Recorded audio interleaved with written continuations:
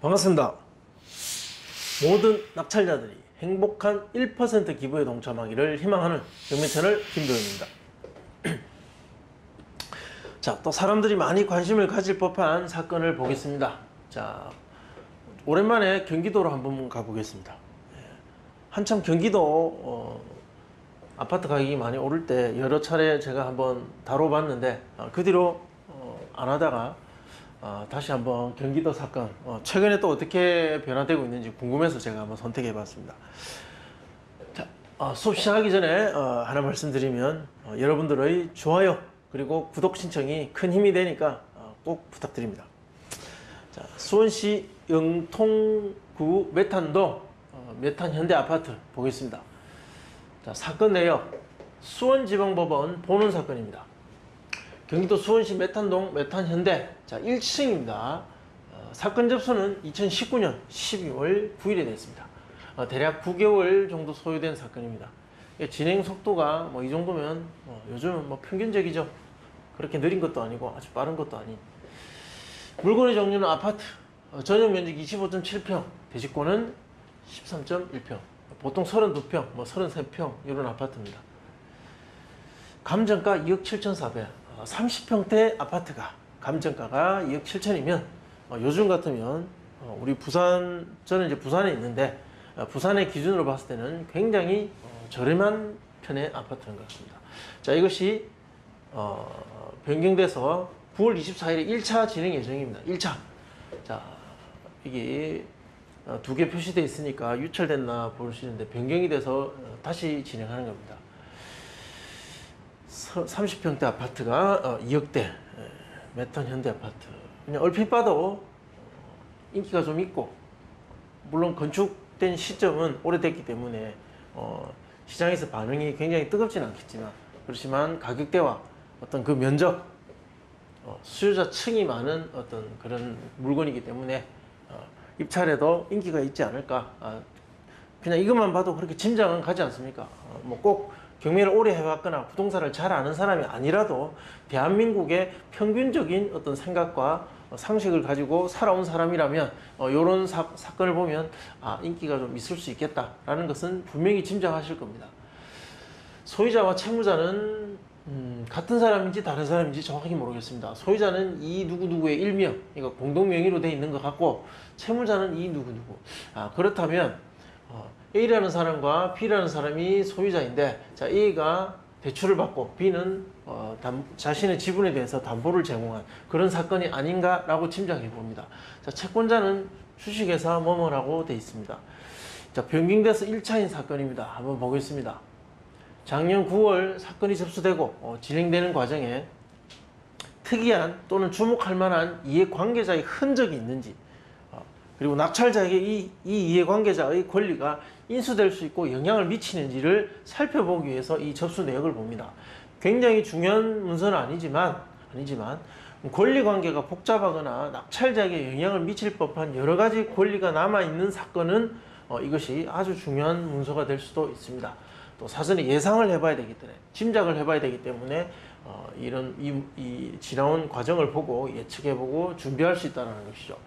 자, 보면 감정평가서와 현황조사 보고서 같은 것들은 당연히 절차상에 나오는 것들이고, 자, 여기 중요한 거 하나 나왔습니다. 임차인 방 누구누구 권리신고서 제출. 자, 임차인이 있다라는 겁니다. 점유자가 있으니까, 소유자가 아닌 점유자가 있으니까 이 사람의 어떤 대항력, 권리관계를 반드시 확인해 볼 필요가 있습니다.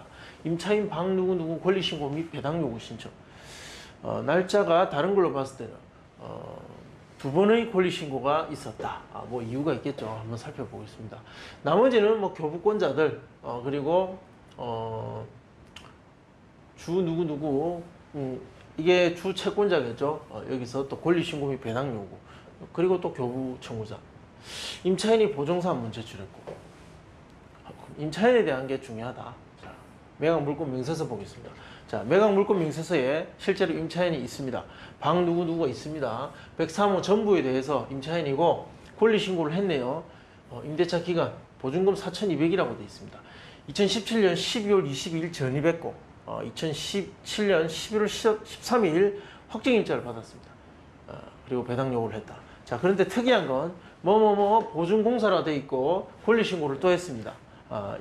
이게 2017년 12월 20일 똑같습니다. 이게 즉 이 임차인이 여기에 어떤 그 전세금 대출을 받지 않았나 그렇게 보입니다. 그래서 이 두 개 표시되어 있지만 사실상 하나로 보고 권리 분석을 하시면 됩니다. 자, 이 4,200은 자기 원금이었을 것이고, 자, 총 금액은 이것이 아닌가. 자, 1억 8,800.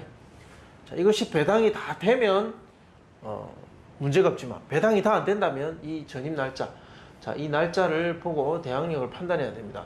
2017년 12월 22일입니다. 2017년 12월 22일 보겠습니다. 자, 등기 현황 보면 적어 놓겠습니다. 2017년 12월 22일. 자, 이게 임차인의 전입 날짜입니다. 2014년 1월 22일 소유자 두 사람입니다. 자, 이 두 사람이 집을 매매로 샀습니다. 자, 그리고 2019년 4월 17일 근저당이 하나 설정됩니다. 주 누구누구라고 돼 있고 이렇게 말소 기준 등기. 자, 이 말소 기준 등기도 중요합니다. 2019년 4월 17일 이 날짜 가장 빠른 근저당 등기상의 가장 빠른 날짜 이 날짜가 기준이 되어서 이 날짜의 근저당을 포함해서 그 이후에 있는 모든 압류, 임의경매 등기, 가압류 전부 다 말소된다. 자, 등기상에 인수될 것은 없습니다. 다만 자 여기서 중요한 것 2019년 4월 17일과 2017년 2월 20일 중에 더 빠른 것은 당연히 이겁니다. 따라서 이 임차인의 전입일 그리고 확정일자가 훨씬 빠르다. 즉 더 먼저 이 근저당보다 더 먼저 배당이 이루어지는 임차인이라는 것이죠. 다만 금액이 문제죠. 1억 8,800이었죠. 자, 이 보증금 이것이 먼저 배당이 된다면 인수되지 않을 것이고 다 배당이 된다면 인수되지 않을 것이고 이 금액 중 일부가 배당을 못 받는다면 그만큼 인수될 수 있는 권리 관계다. 따라서 예상되는 낙찰가가 어느 정도이냐에 따라서 이 권리는 이 명도 과정과 그리고 권리 인수 결과가 달라질 수 있습니다. 자, 매수인이 인수하게 될 보다 등기상이 인수할 것은 없습니다. 부동산 관련해서 등기상이 인수할 것은 없고 다만 대항력 있는 임차인이 배당 요구를 했기 때문에 이 사람의 보증금의 어떤 그 배당 여부 혹시나 못 받는 배당 금액이 있는가 그것에 대한 확인만 하면 됩니다. 자, 관리비 연체될 가능성은 별로 없다고 봅니다. 임차인이 살고 있고 보증금을 다 받기 위해서는 당연히 관리비를 정산해야만 다 주겠죠. 자, 각종 공과금, 관리비 같이 포함해서 잘 납부하고 있는지 어떤 상태인지 정도 점유 상태 확인을 위해서 그냥 확인 정도만 해주시면 됩니다. 실제로는 이 관리비가 과다하게 연체되면 명도할 때 영향을 받게 됩니다. 낙찰자 입장에서는 일반적인 명도할 때의 시간과 비용을 계산해서 들어가는데 이 관리비 확인을 안 하고 들어갔을 때 이 관리비 연체가 뭐 500만 원 정도 만약에 자 이렇게 돼 있다고 가정할게요. 그러면 명도비는 한 200에서 300이면 충분히 가능하다고 생각해서 그 비용만 제하고 입찰을 했는데 실제로 들어가는 돈이 뭐 한 6, 700 정도 들어간다. 자, 그러면 결국은 불측의 이 인수되는 관리비, 인수할 수밖에 없는 관리비는 손해가 됩니다. 이 관리비가 인수된다는 것은 아니지만 사용자에게 부과되는 게 원칙이지만 공용 관리 부분에 있어서 만약에 전 소유자가 납부하지 않는다면 그것은 경매 입찰에서 낙찰받은 현재의 소유자 너는 알고 받지 않았느냐라고 보고 그 인수 책임을 낙찰자에게 줍니다. 따라서 이거 확인을 꼭 해보셔야 된다는 거죠. 자, 임차인 관련해서 2017년 12월 22일이었죠. 자, 가장 빠른 날짜의 임차인 박누구누구. 자, 이 사람은 대항력이 있는 임차인으로 선순위 배당이 가능하다고 지금 보여지고 있습니다. 자, 1억 8,800이었죠. 배당 계획 비용. 임차인 소유권자 아닙니다. 자, 임차권자. 자, 임차인 세대죠. 대항력이 있기 때문에 인도명령 이런 것들로 내보낼 수는 없습니다. 배당 다 받게 만들어서 내보내는 방법이죠. 잔금 납부 이래서 약 3개월 정도 보통 소요되는데 이 물건 같은 경우는 배당 기일이 중요합니다.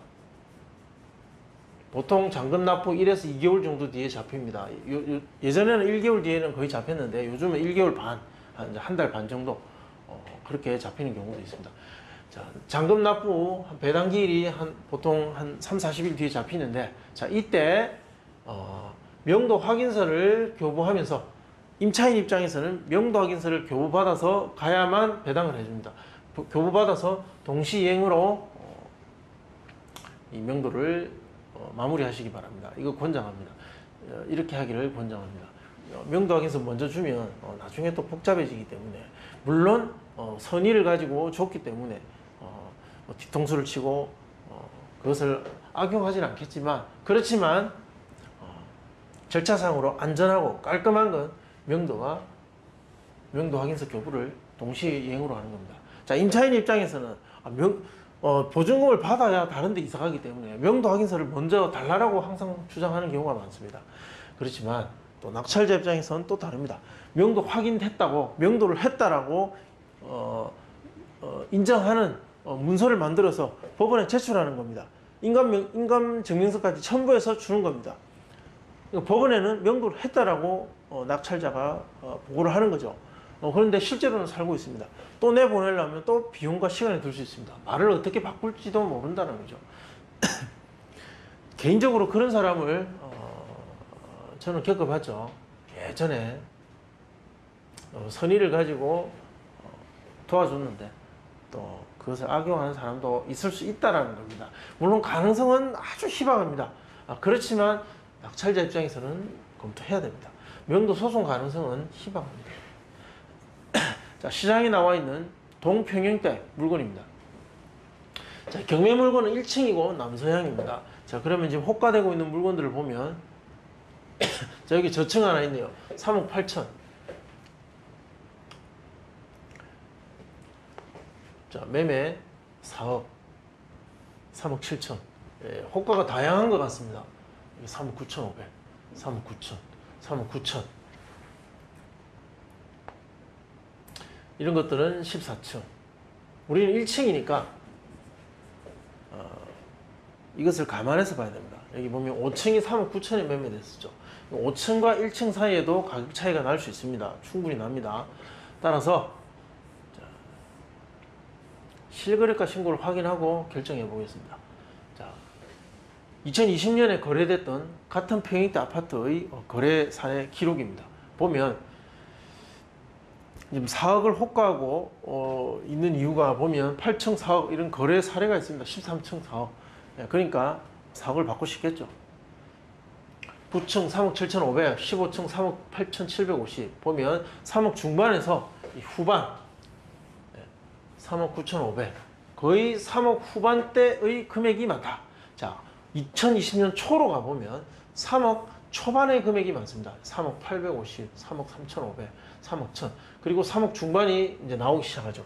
즉 2020년 초는 3억 초와 중반 사이의 금액대에 주로 집중되어 있고, 그리고 하반기로 오면서 3억 중반과 후반 금액대로 형성되고 있습니다. 작년의 거래 사례를 보겠습니다. 2019년 보면 자, 이때도 또 다릅니다. 이때는 2억 후반대의 금액이 심지어 1층은 2억 4천까지도 있었습니다.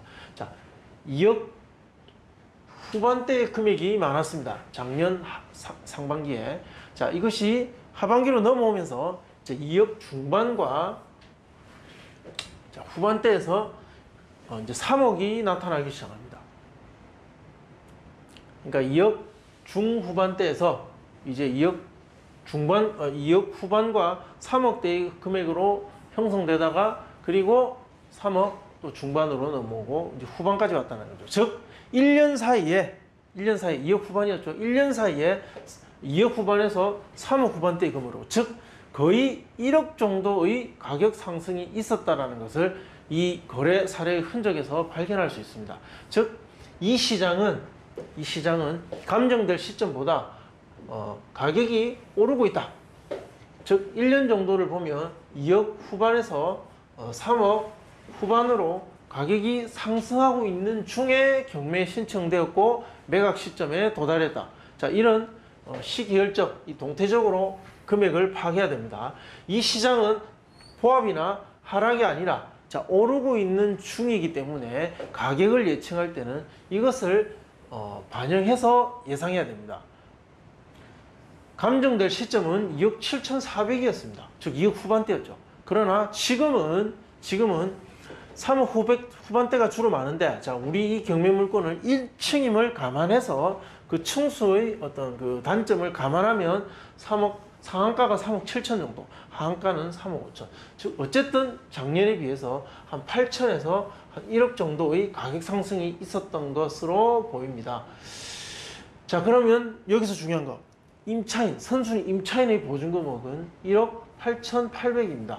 그죠? 자, 얼마에 낙찰될지 모르겠지만 이 정도의 어떤 그 매매 가능한 금액대라면 이것은 충분히 배당받고도 남는 금액이다. 이렇게 말할 수 있겠죠. 그래서 낙찰자 입장에서는 물론 이 금액 이상 쓸 수밖에 없겠죠. 그래서 이 임차인의 권리는 크게 문제될 것이 없다라고 결론 지을 수 있습니다. 자, 보겠습니다. 예상 낙찰가. 자, 사례를 보겠습니다. 2020년 7월 3일과 4월 8일 주공 그린빌 5차 그리고 운암 퍼스트빌 이렇게 낙찰 사례가 있었습니다. 전용 면적 13.9평과 30.8평. 하나는 2차, 주공 그린빌이 2차, 그리고 운암 퍼스트빌이 1차에 낙찰되었습니다. 자, 2차에 낙찰된 주공 그린빌은 30대 1이었습니다. 여기서 30대는 굉장히 중요한 데이터가 됩니다. 한 번 유찰되면 30명 정도가 입찰할 정도로 시장의 반응은 뜨겁고, 이 평수를 봤을 때는 반드시 실사용자만의 어떤 그 수요가 아닌 투자자들의 수요도 충분히 몰렸을 가능성이 높다.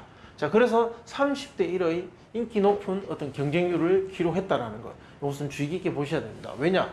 29명이 떨어졌습니다.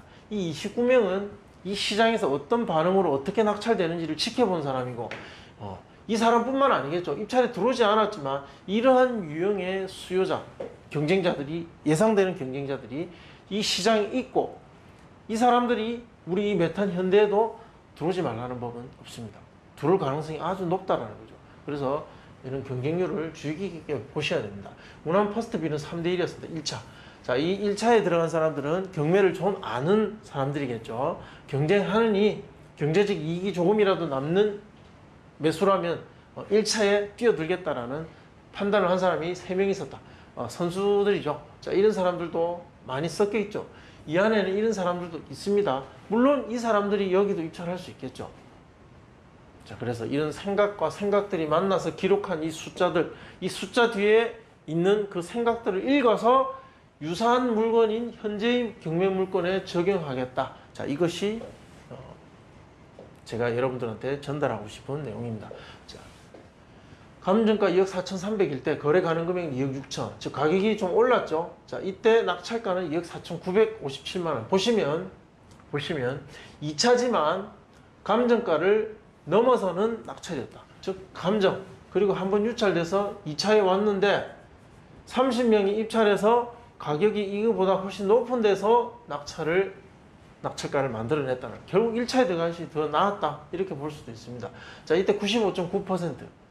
자, 거래 가능 금액 대비 낙찰가는 95.9%.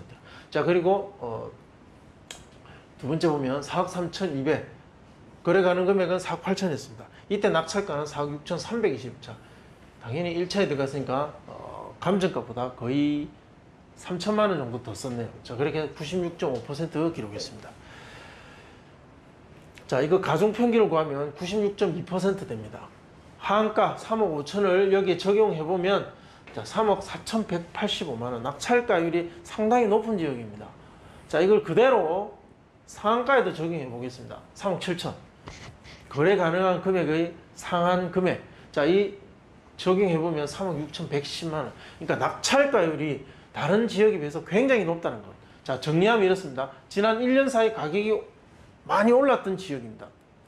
뭐 2억 후반이 3억 후반이니까 거의 30% 정도의 가격 상승이 있었던 지역, 그 물건, 그 지역에 있는 메탄 현대라는 물건, 자, 이 물건의 예상되는 낙찰가율은 상당히 높아서 3억 7천이 매매 가능한 금액일 때도 낙찰가는 거의 3억 6천 정도를 나타낸 그 결과를 보인다는 거죠.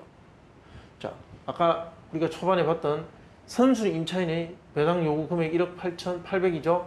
자, 이 3억 6천 낙찰 받으면 배당하고도 훨씬 금액이 남죠. 즉, 이 임차인 보증금은 신경 쓸 게 없다라는 것. 자, 다시 한 번 더 말씀드립니다. 자, 정리하겠습니다. 선순위 임차인의 배당은 신경 쓸 것이 없기 때문에 인수할 것도 없다. 자, 그래서 결국은 가격 경쟁으로 누가 많이 쓰느냐의 문제가 남는다. 명도는 별로 문제될 것이 없습니다. 자, 예상 낙찰가 범위, 거래 가능한 금액의 구간, 그 예측되는 구간 예측을 보면 3억 5천에서 3억 8천이었습니다. 물론 이거보다 더 나갈 수도 있겠죠. 그 사이 또 시장이 변화가 되면. 그러나 일단 현재 드러나 있는 거래 기록, 흔적들, 사람들의 생각을 읽어봤을 때 가장 가능성이 높은 일반적인 상식으로 그 상황을 예상해 보면 이 금액대의 안에 거래가 이루어질 가능성이 높다라는 어떤 구간 예측을 여러분들한테 말씀드릴 수 있습니다. 자, 그래서 이것을 적용하면 낙찰가는, 즉 이거는 매매고, 자, 경쟁 입찰 방식의 경매의 현재 시장을 적용하면 이렇게 낙찰가율을 형성할 가능성이 높고, 그 구간이 3억 4,200, 3억 6,100만 원 정도, 이 사이에 낙찰가가 형성될 가능성이 높다. 이렇게 정리할 수 있겠습니다. 뭐 결과는 한번 지켜봐야 되겠지만 이렇게 될 가능성이 높습니다. 자, 궁금하신 내용은 추가적으로 궁금하신 내용은 댓글로 남겨주시면 답변해 드리겠습니다. 좋아요, 구독 신청 부탁드립니다. 감사합니다.